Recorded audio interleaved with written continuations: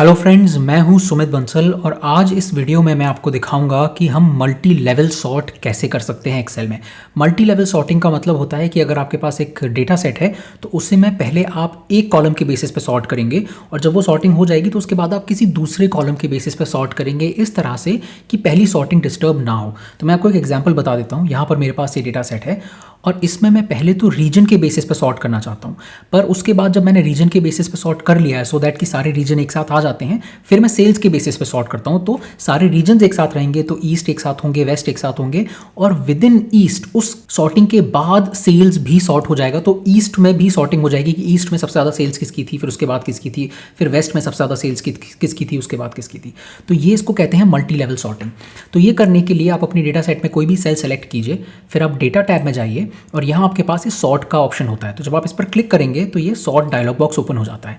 अब sort dialogue box में आपके पास एक ऑप्शन होता है, ये एक कॉलम के बाद के बेसिस पे सॉर्ट करने का। तो पहले हम इसे कर लेते हैं, हम सॉर्ट बाय करेंगे रीजन के बेसिस पे। तो पहले मैं चाहता हूँ कि रीजन के बेसिस में सॉर्टिंग हो जाए, सॉर्ट ऑन सेल वैल्यूज़, और मैं करूँगा कि A to Z सॉर्ट हो जाए। अब इसके बाद मैं सेकंड लेवल सॉर्टिंग ऐड कर सकता हूँ। उसके लिए मैं इस बटन पर क्लिक करूँगा ऐड लेवल, और उसके बाद ही मुझे कहता है पहले तो ये सॉर्ट बाय रीजन करेगा और उसके बाद ये जो भी दूसरा कॉलम मैं स्पेसिफाई करूँगा उसके बेसिस पे सॉर्ट करेगा। तो यहाँ मैं क्लिक करके चूज़ कर लेता हूँ सेल्स और इसे मैं कर देता हूँ लार्जेस्ट टू स्मॉलेस्ट। अब देखिए क्या होता है, जैसे ही मैं ओके क्लिक करता हूँ तो इसने पहले तो इस कॉलम के बेसिस पे सॉर्ट किया, तो मेरे पास ईस्ट आ गया, नॉर्थ, साउथ, वेस्ट सब आ गए, और उसके बाद इसने विद इन ईस्ट इनको सॉर्ट कर दिया। तो आप देख सकते हैं कि सबसे पहले मेरे पास सबसे बड़ी वैल्यू है, फिर दूसरी वैल्यू, फिर तीसरी वैल्यू, इसी तरह से नॉर्थ आ गया और नॉर्थ में फिर इसने सॉर्टिंग कर दिया। तो इसे हम मल्टी लेवल सॉर्ट बोलते हैं। तो ये एक बहुत आसान तरीका है और ये इनबिल्ट है ऑलरेडी सॉर्ट डायलॉग बॉक्स में। कई लोगों को पता नहीं होता कि आप ये लेवल ऐड कर सकते हैं, पर ये बहुत आसान है। और इसमें मैंने आपको 2 सॉर्ट लेवल दिखाए हैं, आप जितने भी चाहें कर सकते हैं। अगर आपके पास बहुत बड़ा डेटा सेट है तो आप 3, 4, 5 कितने भी सॉर्ट लेवल्स लगा सकते हैं। अब एक और चीज़ मैं आपको इंटरेस्टिंग इसमें बता देता हूँ। इस केस में मैंने A to Z सॉर्ट किया, तो मेरे पास ईस्ट आ गया, फिर नॉर्थ आ गया, फिर साउथ आ गया, फिर वेस्ट आ गया। पर अगर मान लीजिए मैं ये चाहता हूँ कि ये ऑर्डर ये ना रहे, ये ऑर्डर हो ईस्ट, वेस्ट, नॉर्थ, साउथ, तो ये मैं कैसे कर सकता हूँ? तो उसके लिए ये इनबिल्ट तो नहीं होता एक्सेल में, तो आपको अपने आप एक लिस्ट बनानी पड़ेगी जो आप फिर सॉर्ट डायलॉग बॉक्स को बता सकते हैं कि इस लिस्ट के बेसिस पे आप सॉर्ट कर दीजिए।